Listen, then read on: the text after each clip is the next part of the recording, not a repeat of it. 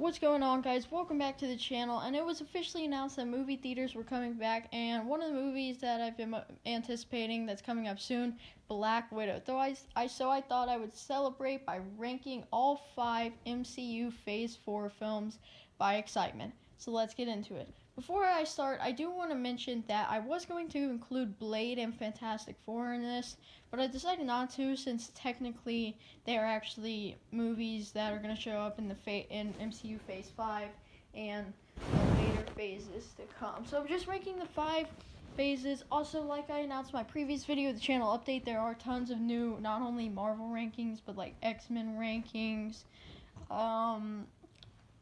rankings of other franchises. Lots of fun new rankings coming for you guys to watch while in quarantine. But with all that said, let's get started. Coming in at last place for me is going to be The Eternals.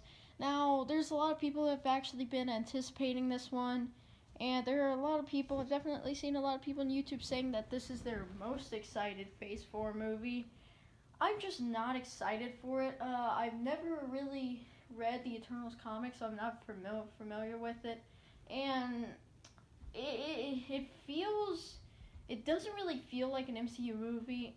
It feels like a different movie of a different franchise. Therefore, because it doesn't feel like an MCU movie, it's not really high on my list.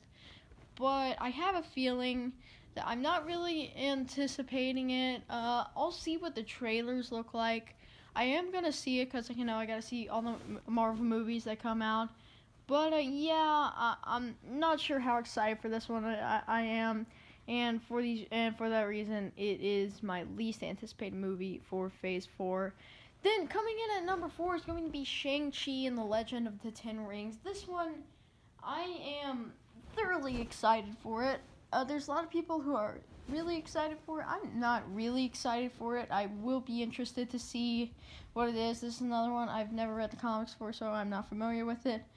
And I'm sort of excited for it, but still not very excited. So that is why it is only at 4th place. Then bringing us into the top 3 is going to be Black Widow.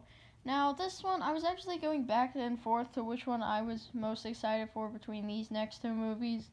But Black Widow, I'm super excited for it. I'm a big fan of Black Widow, especially in Captain America Civil War and the Avengers.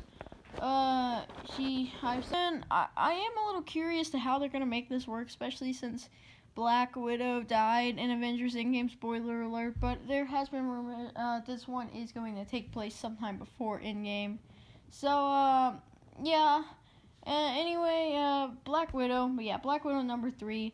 And at number 2 for me is going to be Thor: Love and Thunder. I'm a huge fan of Thor, and I love Thor Ragnarok. It's like in my top 5 MCU. Taika Waititi, he's awesome, man, and now he's coming back to direct it. And this would be first place, but the reason it's not in first place is because the main plot of this movie is that Natalie Portman is coming in to play She-Thor, and there's nothing wrong with that. I'm actually a bit excited that she's coming back, especially she didn't have a very good story. She was kind of just a forgettable love interest in the first 2 Thor movies, and now they're actually giving her a story. But I also do think that this feels like a little bit of an Arrowverse thing to do, and what I mean by that, if you've ever watched like the Arrowverse, like the Arrow TV show and Flash, one of the biggest problems I have with it is that in all of those TV shows, they always give every character powers, and they have to make every single character, powers.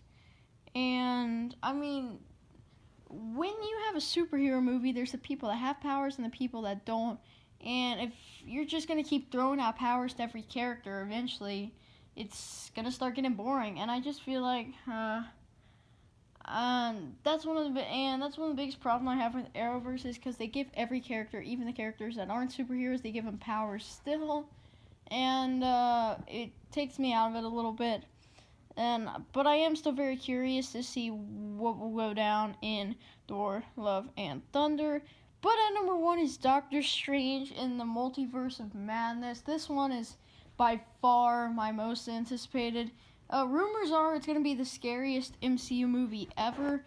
It's only PG-13 rating, so I'm not sure how scary they're planning on going. But yeah, I'm super excited for this one. Can't wait for it.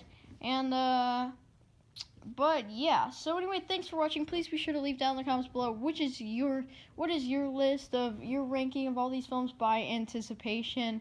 But anyway, thanks for watching and peace out.